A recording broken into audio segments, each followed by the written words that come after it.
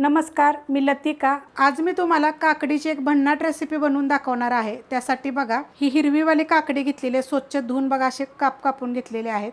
आणि ही सफेदवाली आहे, हे दोन्ही पण घेतले। दोन्हीतली एक कोणती पण असली तर चालेल, माझ्याकडे दोन्ही पण होत्या म्हणून मी ते घेतलेले आहेत। ही कांद्याची पात घेतलेली आहे एक, आणि एक कांदा घेतलेला आहे, त्याचा पण मी कापून घेतलेला आहे। पातीचाच कांदा आहे। वाडगं घेतलेलं आहे, त्याच्यामध्ये हे सगळं टाकून घेऊया।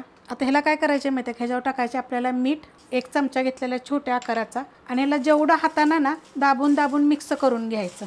मस्त असं बघा, मी दाबून दाबून असं मिक्स करून घेतलेलं आहे। जर तुम्हाला पाहिजे तर काय करायचं माहिती आहे का, काकडी जर धुतली की नाही स्वच्छ, की तिला थोडीशी कुटून जरी घेतली तरी चालेल, किंवा असे तुकडे छोटे छोटे करून घेतले तरी चालेल। आता ह्याला मी 1 मिनिटभर बघा, मी चांगलं असं हाताने असं दाबून दाबून घेतलेलं आहे। जर मी चांगलं मिक्स करायचं, जेवढं असं हाताने चांगलं दाबून, म्हणजे ह्याला काय होतं, पाणी सुटतं।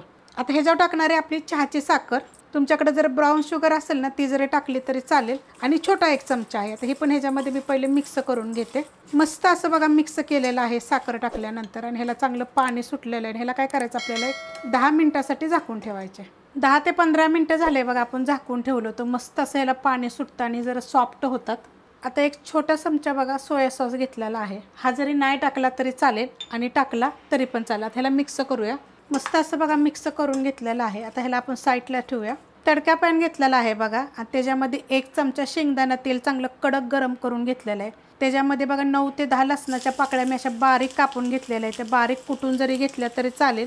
छोटा 1 चमचा चिली पेस्ट टाकणार आहे, आणि एकदम थोडीशी मिरची पावडर, ही कलरवाली आहे बरं का, म्हणजे काश्मीरी मिरची पावडर आहे। हे चांगलं मिक्स करायचं, आणि ह्याच्यावर आपल्याला त्याचा तडका देऊन घ्यायचा। मस्त लागतं बरं का, तुम्ही एकदा करून बघा बरं का, चवीला एक तर छान लागतं। आणि दुपारच्या वेळेस काहीतरी असं वेगळं असं खायला आपल्याला असावं।